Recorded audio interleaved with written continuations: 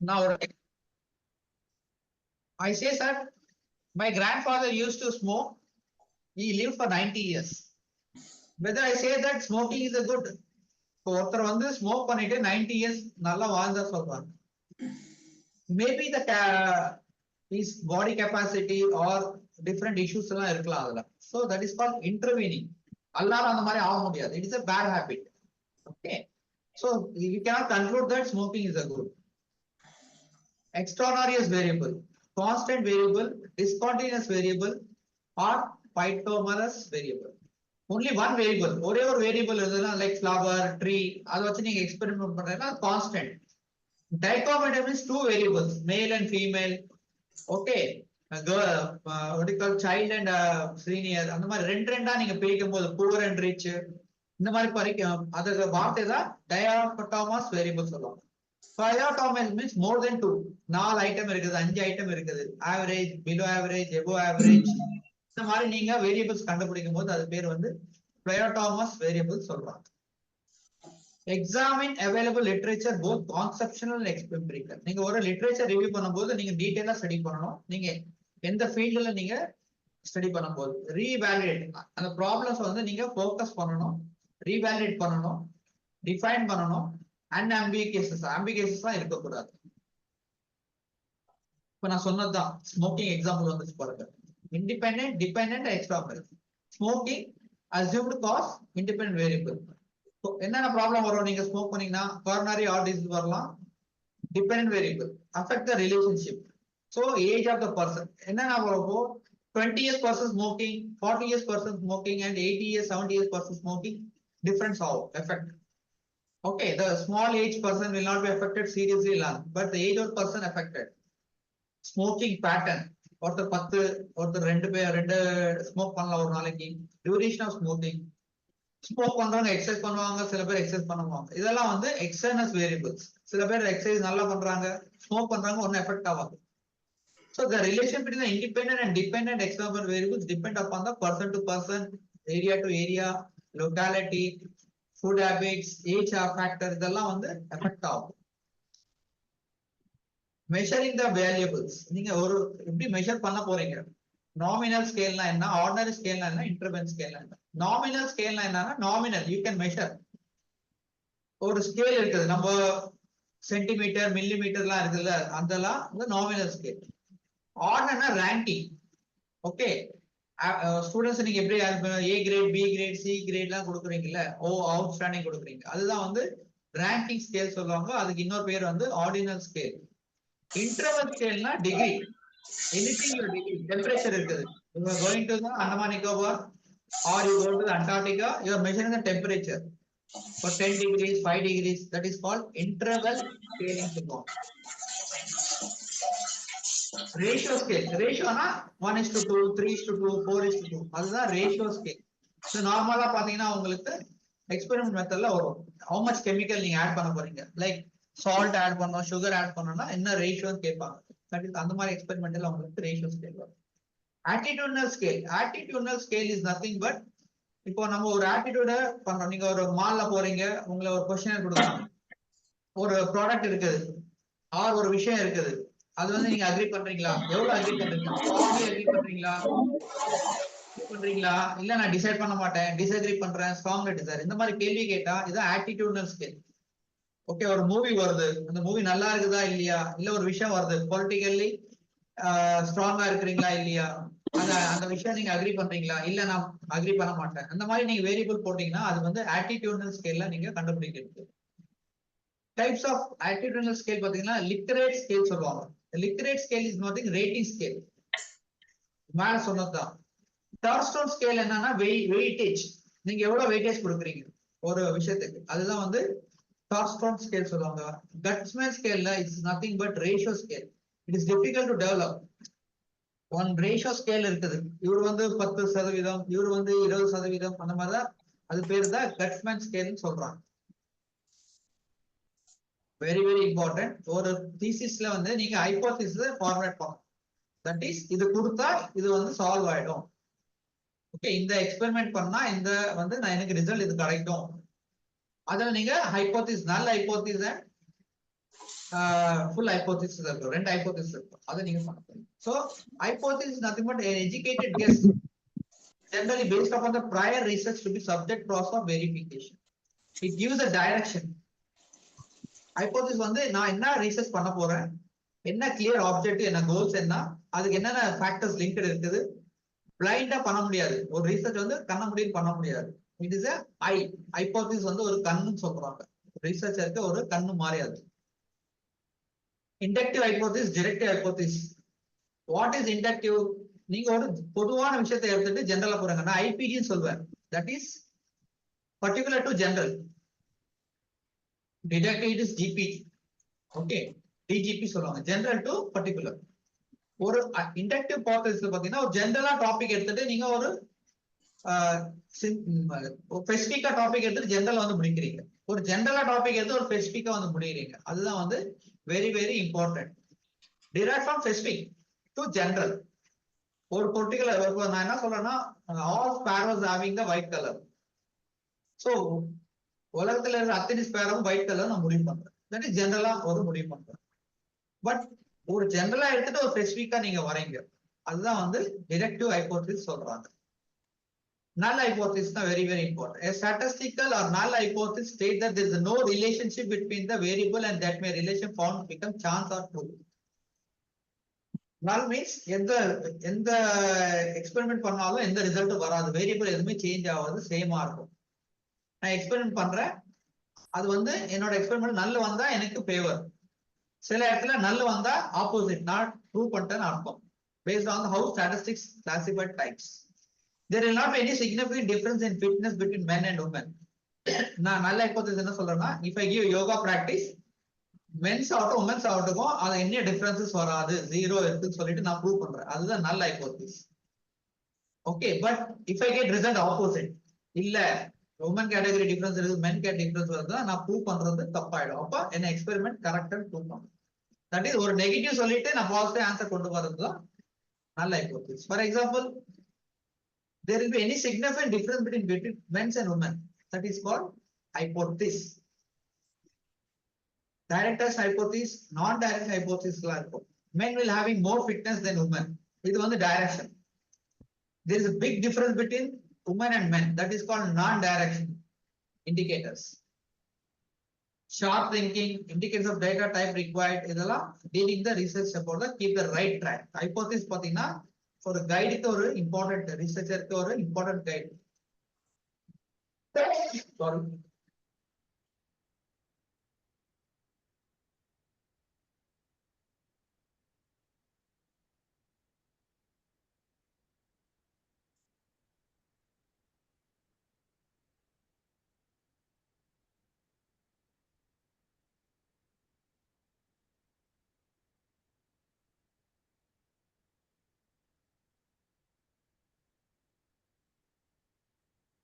now I'll take some important notes and explain the topic again detailedly.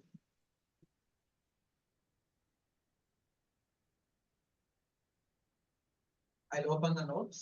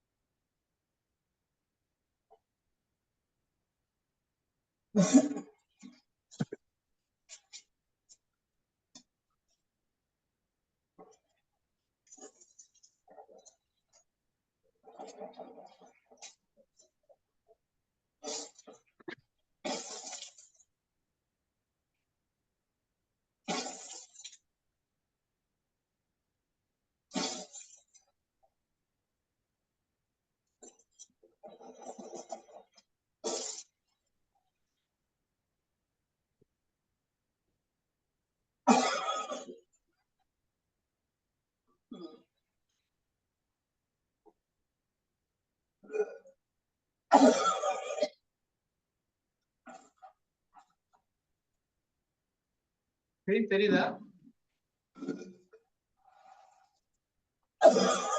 இல்லங்க ஐயா.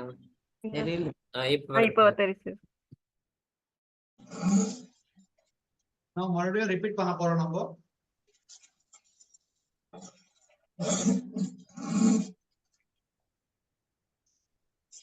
Research இவ்வளவு சீக்கிரம் முடிஞ்சிருச்சு நினைக்காதீங்க.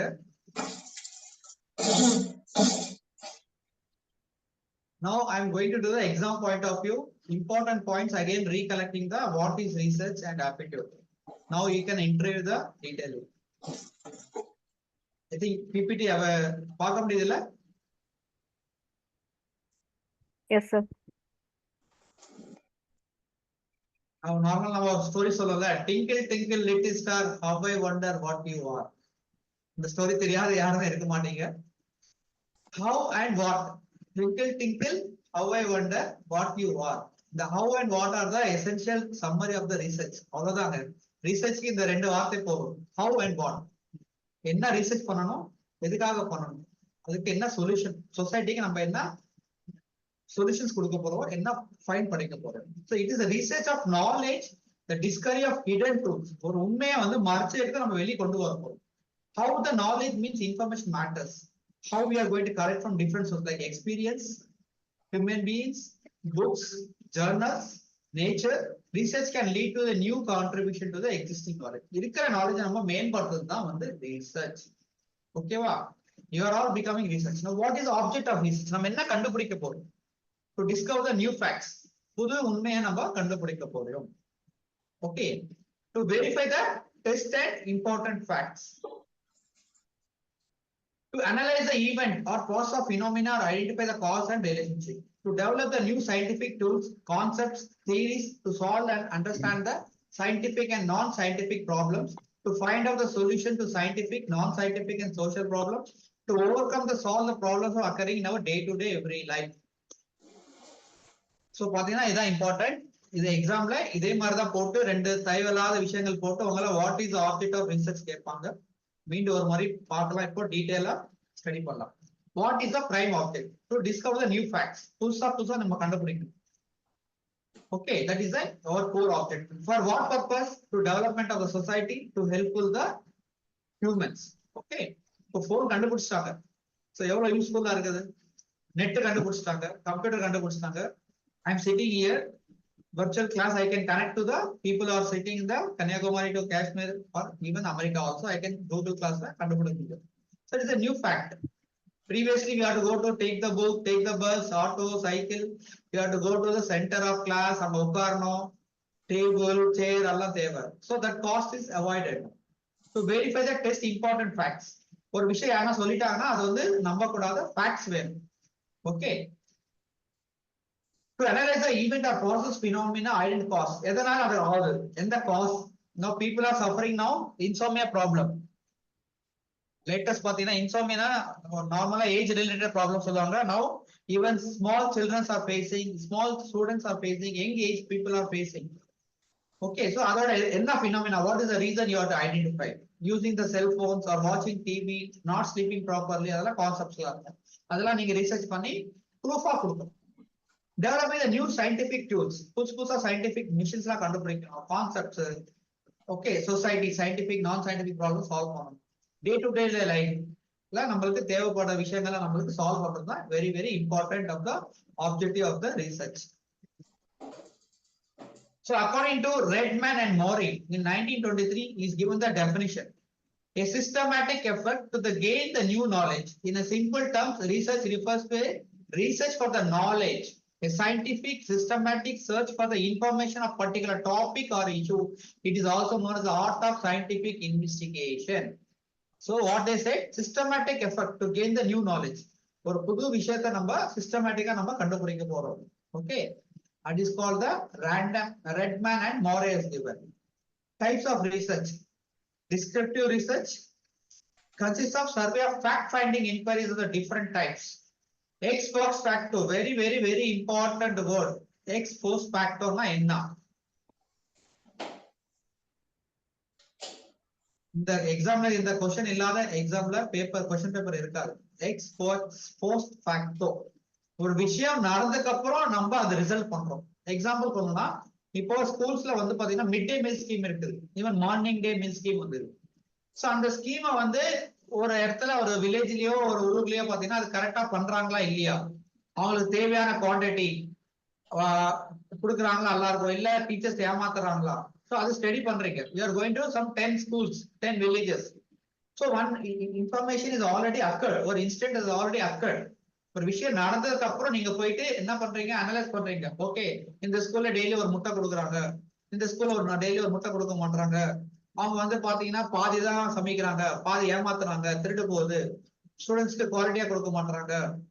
சோ இதெல்லாம் வந்து நீங்க இம்ப்ளிமெண்ட் பண்றாங்களா இல்லையா ஸ்டடி பண்றது தான் எக்ஸ் போஸ்ட் ஃபேக்டோ. ஒன் இன்ஃபர்மேஷன் ஒரு இன்ஸ்டன்ட் இஸ் ஹேப்பன், நடந்து முடிஞ்சதுக்கு அப்புறம் அதுல நீங்க அனலைஸ் பண்றீங்க, ரிசர்ச் பண்றீங்கன்னா that is called X post ஃபேக்டோ research. The word is very important. One information is already done, ஒரு இன்ஸ்டன்ட் already happened, அத போய் நீங்க ஸ்டடி பண்றீங்க. Now Chennai got floods. After floods you are going, you are studying what happened, how much damage is happened. Okay, ஒரு ஏரியால பாத்தீங்கன்னா full வீடு போயிடுச்சு, ஒரு ஏரியால பாத்தீங்கன்னா only street has affected. Okay, how much people have suffered, how much loss is suffered. That analysis research you are doing after the incident happened. That is called ex post facto research. Okay va? In other word,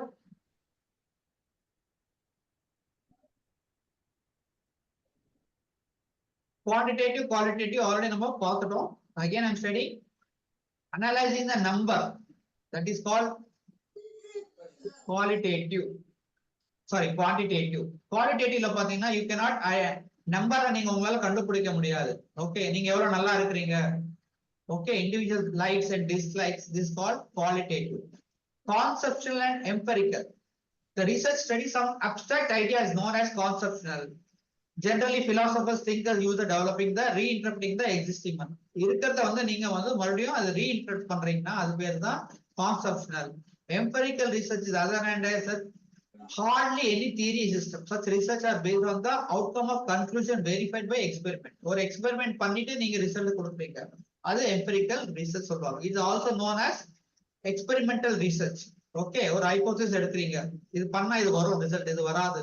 Here formulate the experimental design, manipulating the variables. இப்போ மருந்து இருக்குது, பிளேஸ்போனா என்ன தெரியுமா? Placebo ரிசர்ச்ல வந்து ஒரு பிளேஸ்போன்னு ஒரு வார்த்தை இருக்கு, பிளேஸ்போ.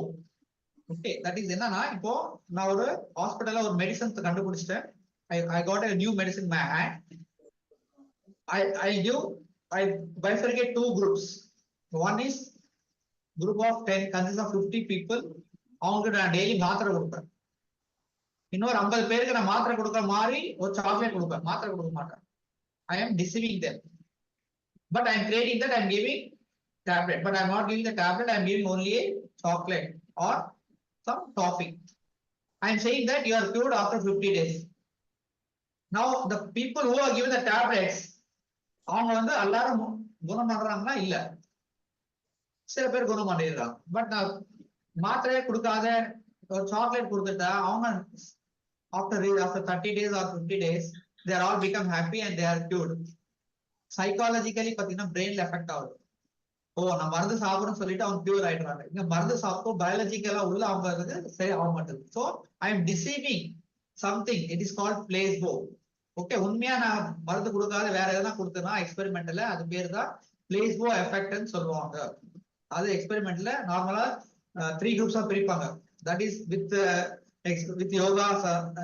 இன்னொரு எக்ஸாம்பிள் சொல்லலாம் பாத்தீங்கன்னா, நான் யோகா கொடுக்குற ஒரு குரூப், இன்னொரு குரூப் பாதி யோகா கொடுக்குறேன், தட் இஸ் ஃபுல்லா கொடுக்கல, ஓன்லி பிரீதிங் எக்ஸசைஸ் கொடுக்குறேன், இன்னொரு குரூப் ஒண்ணுமே கொடுக்கல. சோ அந்த 3 குரூப்புக்கு என்ன ரிசல்ட் வருது? ஓகேவா? That is called placebo effect சொல்லுவாங்க. இங்க ஒரு சார்ட் இருக்குது பாருங்க. டைப்ஸ் ஆஃப் ரிசர்ச்ல application, objective and enquiry mode. Application மோட்ல பாத்தீங்கன்னா pure research, applied research. Objective பாத்தீங்கன்னா descriptive, exploratory, again correlation, explanatory research, quantitative relies and qualitative research. Fundamental ரிசர்ச்க்கும் அப்ளைட் ரிசர்ச்க்கும் என்ன டிஃபரன்ஸ் இருக்கு? Expanding the knowledge of process of business and management in universal principles, finding a significant value in society in general. Understanding the people-based university choice, a topic of object to determine the research. Flexible time scales. இது main. ஃபண்டமெண்டலா என்னன்னா ஒரு மேனேஜ்மெண்ட்க்கு என்ன தேவை, ஒரு ஆபீஸ்ல ஒரு மேனேஜ்மெண்ட்டுக்கு okay எவ்வளவு sales increase பண்ணணும், ஓகே ஆபீஸ்ல எப்படி வந்து எம்ப்ளாயிஸ் ஹாப்பியா இருக்கிறாங்களா இல்லையா, ஒரு ரிலேஷன்ஷிப் கண்டுபிடிக்கிறது. அப்ளைட் என்னன்னு பாத்தீங்கன்னா ஒரு practical, improve the understanding the business of management results in solution of the purpose problem. ஒரு ப்ராப்ளம் இருக்குது, அந்த ப்ராப்ளம் எப்படி சால்வ் பண்ணணும், அதுக்கு தான் வந்து அப்ளைட் ரிசர்ச். இந்த சொல்யூஷன் ரிசர்ச் பண்ணணும்னா எனக்கு அப்ளை. இப்போ நார்மலா காலேஜ்ல பாத்தீங்கன்னா யாரும் பாஸ் ஆக மாட்டாங்க, ரிசல்ட்ஸ் கம்மியா வருது, அதுக்கு பேர் தான் applied research. Applied research is the short term. இதுக்கு இன்னொரு பேர் இருக்குது ஆக்ஷன் ரிசர்ச் சொல்லுவாங்க. ஆக்ஷன்னா இமிடியேட்டா, இப்போ கொரோனா வந்துருச்சு எனக்கு சொல்யூஷன் கண்டுபிடிக்கணும் இமிடியேட்டா, that is called action research. ஒரு காலேஜ்ல வந்து பாத்தீங்கன்னா ரிசல்ட், அந்த ரிசல்ட் வரதுக்கு நான் என்ன பண்ணணும், என்ன ஸ்டடி பண்ணணும், எது ரிசல்ட் வரல, வேர் இஸ் லேக்கிங், ஸ்டூடெண்ட்ஸ் புரியலையா, ப்ரொஃபசர் சரியா இல்லையா, இல்ல டூல்ஸ் சரியா இல்லையா, லேப் சரியா இல்லையா. சோ அந்த மாதிரி இமிடியேட்டா சால்வ் பண்ணி ஸ்டூடெண்ட்ஸ் கிட்ட கேட்டுட்டு what are the problems you are facing, lighting facility சரியில்லை, கிளாஸ் ரூம் சரியில்லை, ஓகே என்வரான்மெண்ட் சரியில்லை. சோ அதுக்கு இமிடியேட்டா சொல்யூஷன் நீங்க கொடுத்தீங்கன்னா அது பேர் தான் ஆக்ஷன் ரிசர்ச். ஒரு அப்ளிகேஷன் நீங்க கொடுப்பீங்க, இமிடியேட்டா வந்து சால்வ் பண்ற ப்ராப்ளம் பண்றீங்க. ஒரு ஏரியா தண்ணி வரல, ஓகே சோ தண்ணி வர்றதுக்கு காரணம் என்ன, ஆர் ஒரு பீப்புள் பாத்தீங்கன்னா நிறைய people are suffering from some diseases. So what is the reason, you are applying the are you spreading the reason and giving the solution immediately. That is called action research. Very, very important that.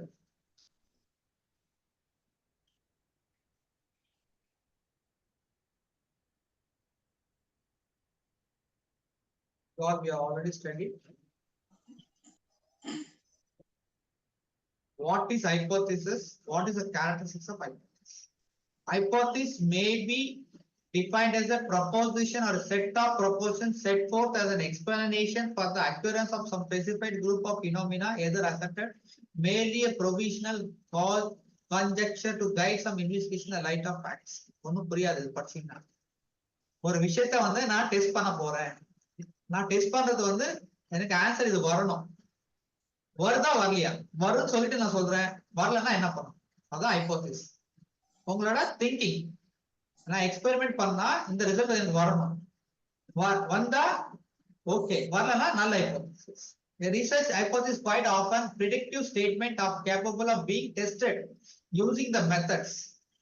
So what are the characteristics hypothesis பாத்தீங்கன்னா, hypothesis must be precise and clear. நீங்க என்ன சொல்ல வரீங்க, என்ன test பண்ண போறீங்க, அது கிளியரா இருக்கணும். என்ன hypothesis பண்ண போறீங்க, if not precise, at least clear-ஆ இருக்கணும், then the inference drawn is not reliable. நீங்க என்ன சொல்ல வரீங்க precise hypothesis clear-ஆ இல்லனா நீங்க ரிசல்ட் வந்து கண்டுபிடிக்க முடியாது. The hypothesis must be capable of putting the test. நீங்க சொல்ற விஷயம் வந்து டெஸ்ட் பண்ண முடியும். Quite often research programs fail because incapability of being subject for testing. நீங்க சொல்ற விஷயம் வந்து டெஸ்ட் பண்ண முடியலன்னா அது ஹைபோதசிஸ் வந்து நம்மளால ரிசர்ச் அனலைஸ் பண்ண முடியாது. So research analysis hypothesis very important. The hypothesis is tested if other deductions can be made and confirmed and disapproved. இது வந்து டிஸ்அப்ரூவ் ஆயிடுச்சுன்னா ஓகே, இது நான் பண்ணது வந்து correct. Okay, hypothesis must be state of relationship between two variables in case of relations hypothesis. So ரெண்டு variable இருந்ததுன்னா அந்த ரெண்டு வேரியபிளுக்கு hypothesis லிங்க் இருக்கும். As far as possible, hypothesis must be stated in the simplest language, easier language, எல்லாருக்கும் புரியுற மாதிரி understand பண்ற மாதிரி நீங்க hypothesis கிரியேட் பண்ணணும். Hypothesis must be consistent, derived from the most known facts. In other words, it should be consistent, substantial body fact. It must be informed the statement which is most likely to occur. என்ன நம்மளுக்கு கண்டுபிடிக்கணும், என்ன வரப்போகுது நம்மளுக்கு answer, Hypothesis must be amenable testing with the specified tools, stipulated or reasonable period. It should be excellent. A researcher should not use it for cannot be tested. அதான் இன்னைக்கு நான் test பண்ணிட்டேன் ஆனா 3 மாசத்துக்கு அப்புறம் அதை டெஸ்ட் பண்ணனா இதை பண்ண முடியாதுன்னு சொல்லக்கூடாது. It can be tested at any time. The hypothesis must be fact, necessity for looking for an explanation. ஒரு ஆன்சர் நம்மளுக்கு கண்டுபிடிக்கணும், ஆன்சர் இல்லாத கண்டுபிடிக்க முடியாது. நீங்க அதனால கொஸ்டினர் ப்ரிப்பேர் பண்ணும்போது கொஸ்டினர் should be கிளியரா இருக்கணும், சிம்பிளா இருக்கணும். இதுதான் வெரி இம்பார்ட்டன்ட்.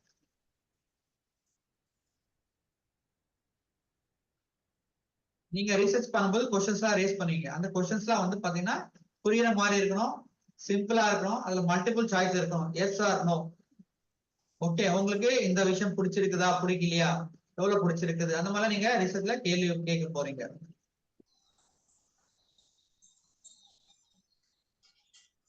ஒரு டாபிக் எடுக்கலாமா? இதுல என்ன டவுட்ஸ் இருக்குதா?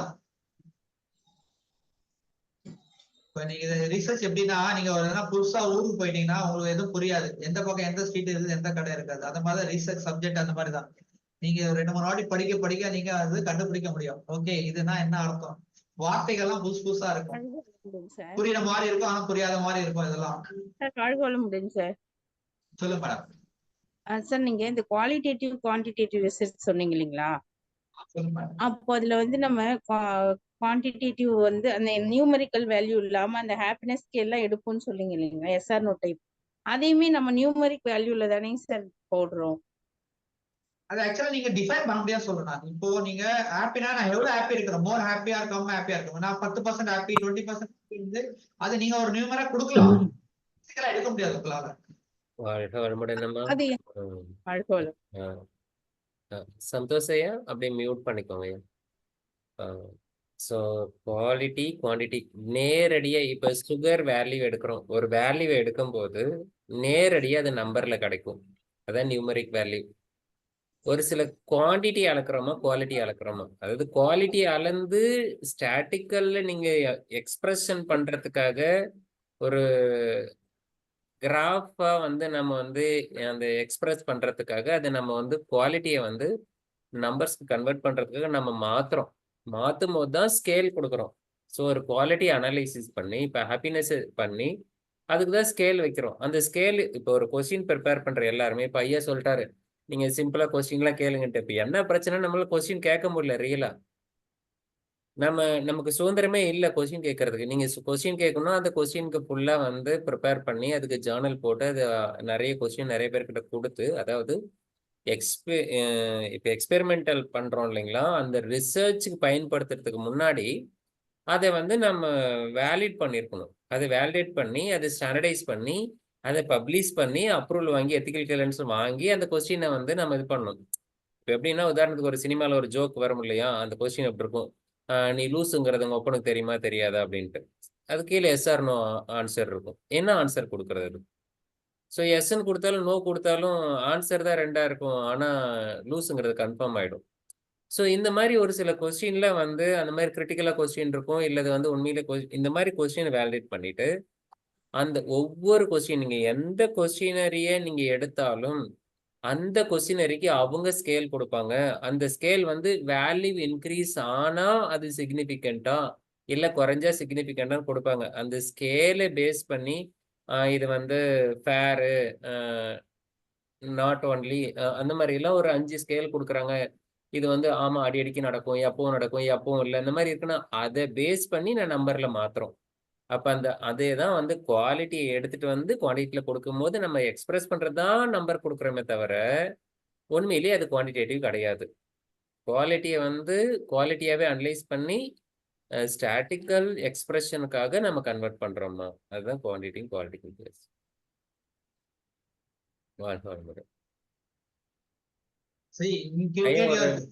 ஐயா ஒரு 5 minutes பிரேக் கொடுத்து எடுத்துக்கலாமுங்க ஐயா, ஏன்னா எல்லாம் மிட் நைட் டைம் இல்ல. ஓகே ஓகே, 5 minutes 6 o'clock ஆகும், 6:05 ஜாயின் பண்ணிக்கலாம். ஜஸ்ட் ரெக்கார்டிங் ஸ்டாப் பண்ணி மறுபடியும் ஸ்டார்ட் பண்ணிக்கோங்க ஐயா.